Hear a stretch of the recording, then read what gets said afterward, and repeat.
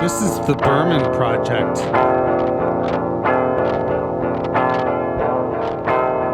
Hey, it's JD here, back for another week of introspection and reflection on grief, depression, and the pathway to mental wellness, all the while nourishing my soul with the music and art of the late indie rock singer-songwriter David Berman. How are you doing, motherfuckers? I am hopeful that you are all tucked away in a cocoon, ready to transform into beautiful butterflies and spread your beauty throughout the world. That would be my wish for you. So there's that. I am having a day. I just talked to my therapist, whom I haven't spoken with in about a month, just based on scheduling. She was taking a course and she was on vacation, and then I was doing some things, and it just made it difficult to sync our schedules together until today. I'll see her again next week.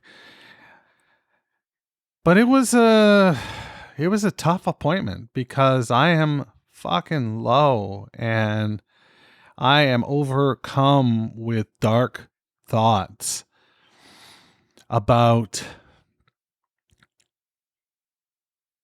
finding relief is ultimately where we settled.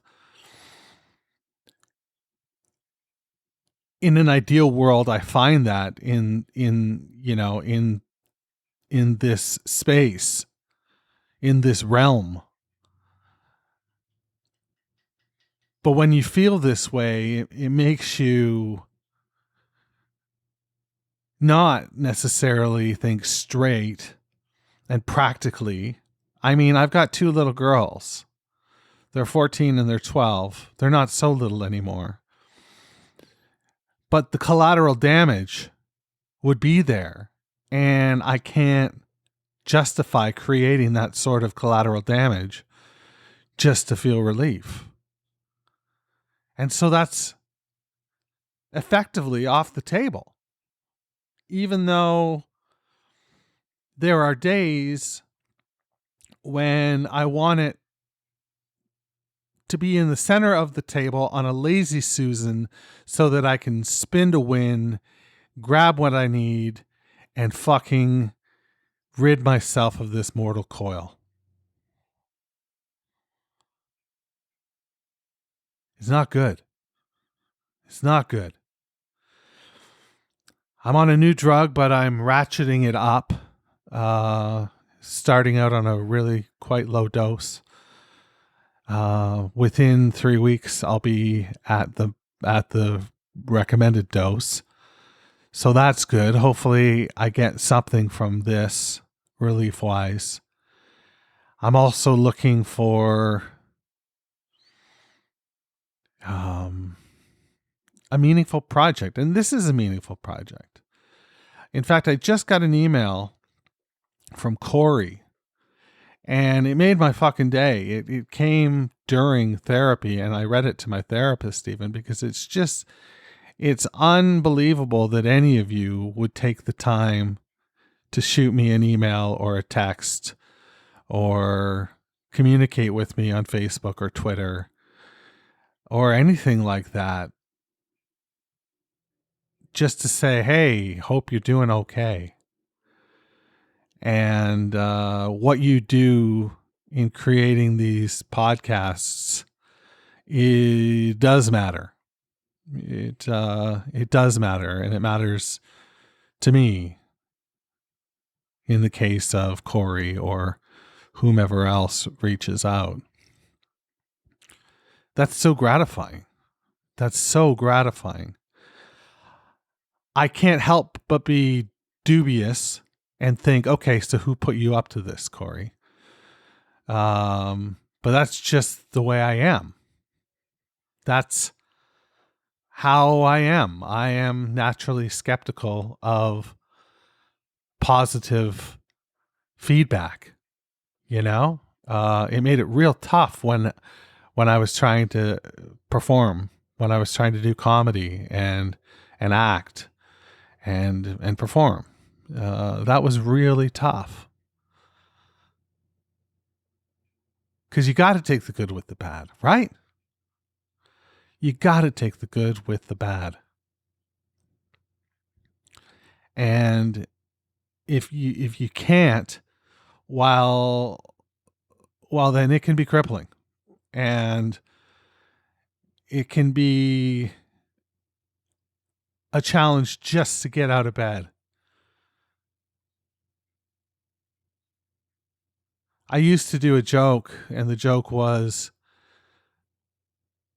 that I spend all my energy just trying not to wake up.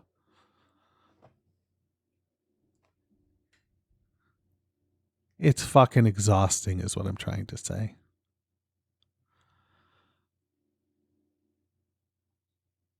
I'm going to keep fighting. But I'm going to need some help.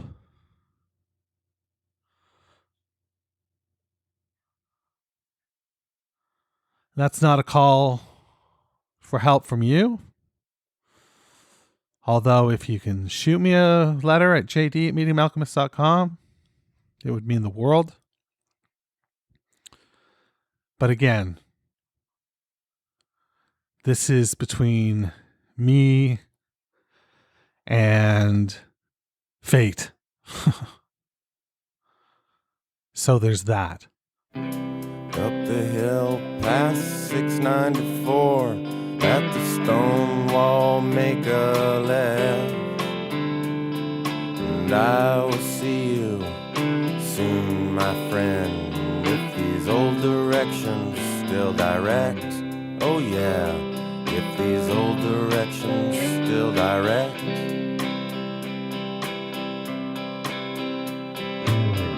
Is the problem that we can't see, or is it that the problem is beautiful to me? Birds of Virginia are flying within you, like background singers, they all come in threes.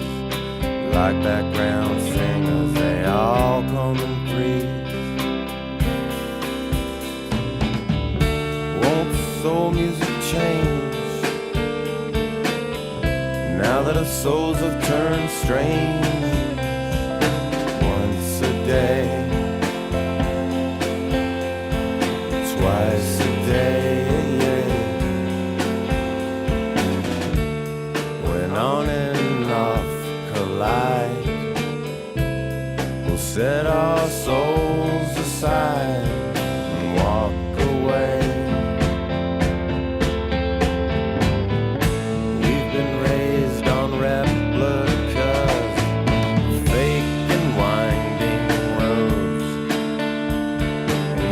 After day up on this beautiful stage, we've been playing tambourine for minimum wage, but we are real.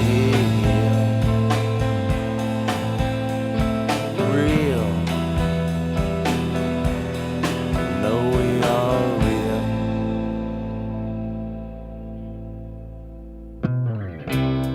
Repair is the dream of the broken thing, like a message broadcast on an overpass. All my favorite singers couldn't sing. All my favorite singers couldn't sing.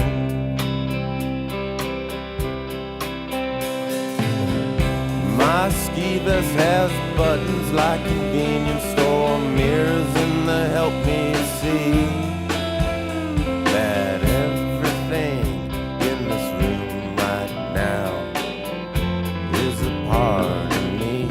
Oh yeah, is a part of me.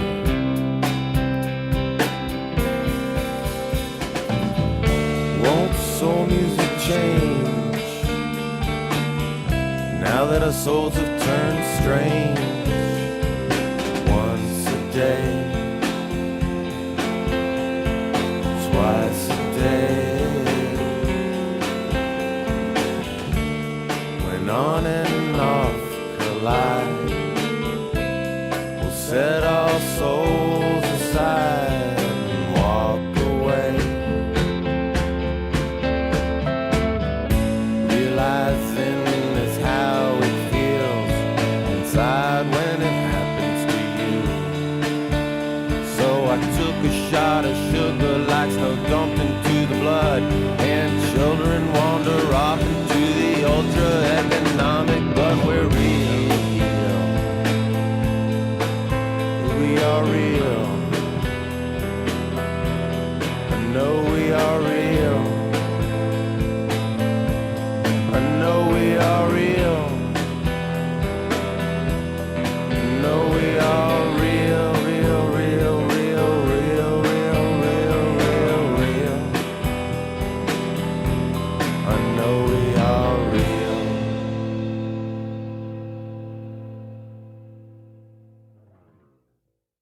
Don't step on it, fucker. All right.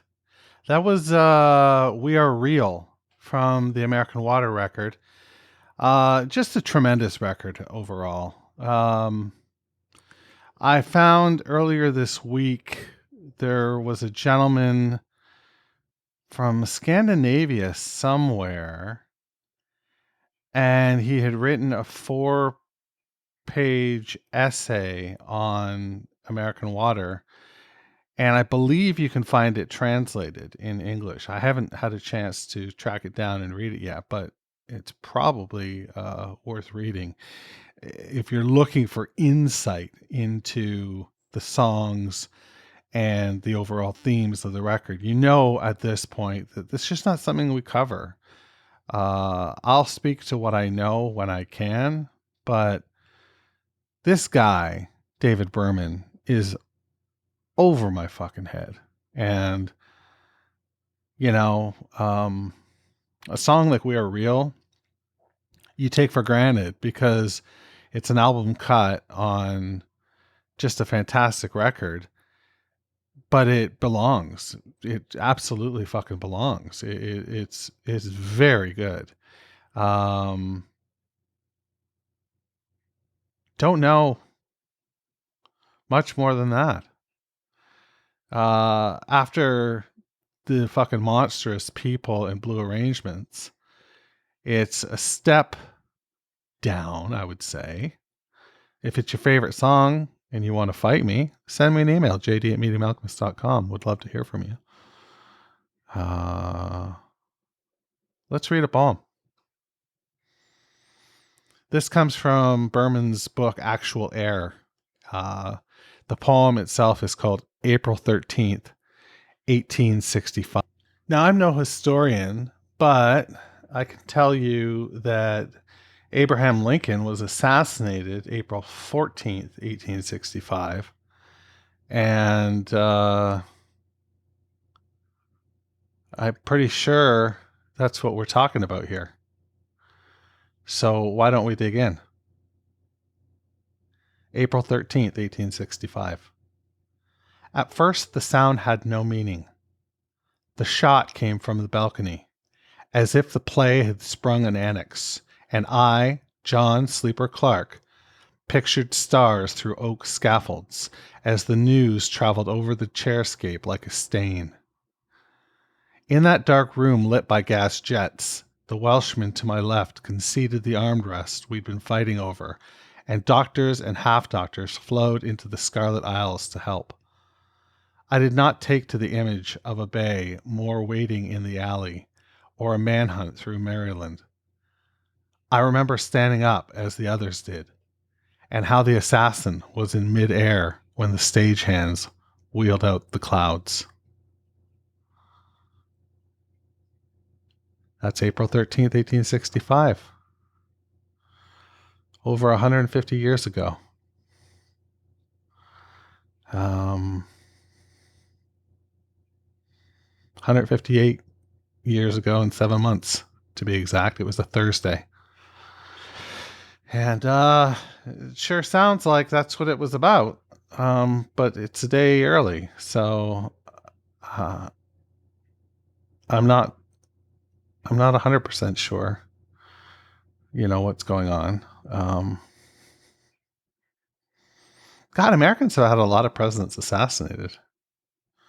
There's only been, 41 presidents?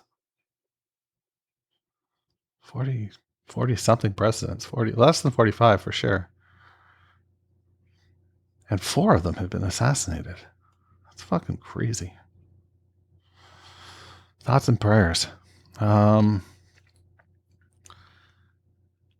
That's what I got for you this week. To be honest with you, I'm fucking barely hanging on, folks. I'll be back next week, though. Mark my words. I'm here for you. Stay hungry. Stay foolish. And for the love of all that is glorious, wash your goddamn hands. The Berman Project is a production of Douvres Podcasts and Such. You can find out more about the show at www.thebermanproject.xyz. That's right, I'm fucking Canadian. I'm also social. Find me on Twitter, Instagram, and all the rest at Berman Project.